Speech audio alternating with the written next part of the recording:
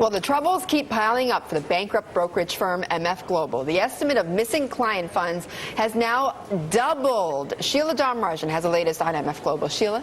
And Betty, $1.2 billion. That is the latest estimate of how much client money at MF Global has gone missing.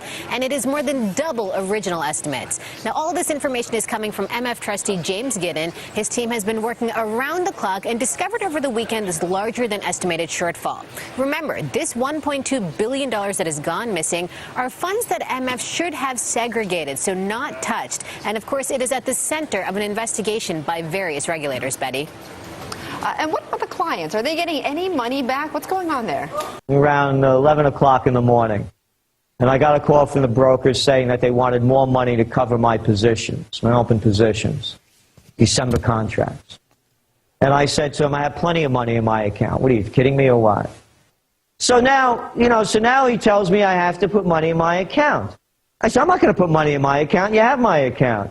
No, you don't have your account. Your account is now with a trustee. They closed out all my positions, and they took my money, and they're holding it. And you got to love how they spin it. They take your 6+ figures and then spin it like, now give us more money. Like somehow you are in arrears. Exactly. and even though I'm up on my contracts. So in other words, they closed out my contract, let's say at $1,767 an ounce.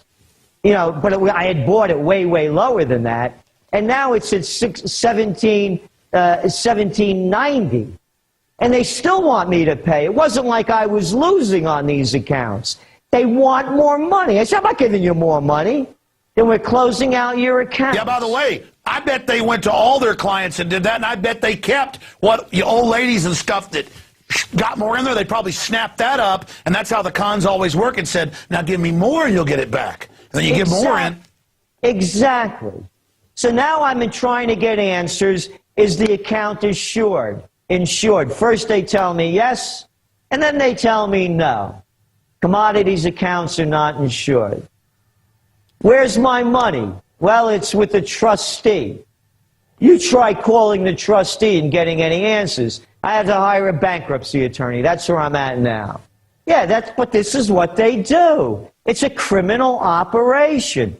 Like I said to the guy when he told me this news, I said, who decided this? Meyer Lansky and Al Capone? You're giving me this line of baloney? Oh, the guys decided to put it with a trustee? This is my money out of my account. It's like going into your bank and taking the money out of your account. It's as simple as that. And again, I've been doing this since 1978. This has never happened before in all of the trading of commodities since I've known about it. This is unprecedented. And there are businesses that are going under because of how they've been leveraging out to secure future prices. Fortunately, I don't want to lose this money, but it's not going to ruin me. It's ruining a lot of people. And MF Global's missing $1.2 billion in customer money shows that maybe, hey, your money isn't safe in a trading account either. It could be lost to bankruptcy or to theft. So where is it safe? That's a big question, right? So is it Asia? Is it gold? And what's happening to the euro? Well, earlier I asked Jim Rogers all of that. He, again, of course, is famed investor and author, and he lives in Asia. So I asked him, with the vice premier of China this week saying that essentially he predicts the global economy will slump into long-term recession, and also warning that China will need to deepen financial reforms in order to cope with the fallout, I asked Jim Rogers if he's still confident China is where the money is, as he said so many times before. China is the largest creditor nation in the world. They have over $3 trillion with a T dollars in reserves, far, far, far above even who's number 2. So yes, that's where the energy is. That's where the future is. But Ms. Lister, if the world goes into more economic slowdown, which I expect, if Europe and America go into slowdown, everybody's going to be affected. The Chinese will not be able to escape that. Nobody will be able to escape that when you have the 2 largest economies in the world having trouble. Everybody's going to have trouble. And of course, I didn't think this was going to happen. I had no idea. Again, I've been dealing with this company for years. And it wasn't like, they were running my money. It was just like opening a stock account with Schwab. No different than that. And then all of a sudden, your Schwab account is emptied out because Schwab stole your money.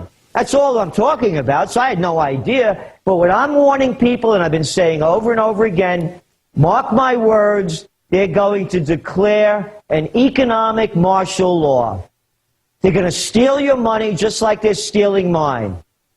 And they're going to make up some bogus excuse like, oh, the Iranians, or the North Koreans, or Al-Qaeda, or Mother Goose, or somebody is going to be the reason why we're closing the banks.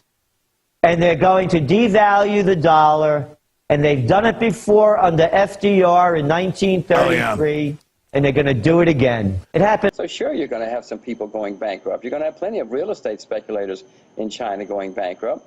Is it the end of the Chinese story? No. I mean, look, you watch the American banks. You're going to see some unbelievable bankruptcies coming out of the U.S. in the next few years. But the Chinese banking system, by the way, is not nearly as all-pervasive as in the U.S. There are lots of Chinese who still don't have bank accounts. This is a new, I won't say a new industry, but it's certainly not a mature industry yet in China. But to your question, yes, there are going to be plenty of bankruptcies in China, just as there are going to be in America, in Europe, and the rest of the world. You should be very careful. We've got some difficult times ahead of us. But the reality is they emptied out my account. It wasn't as though they were trading for me or I had invested my money in their investment fund. I feel like we're standing under a building that's collapsing and it's going to crush us. That's what I feel.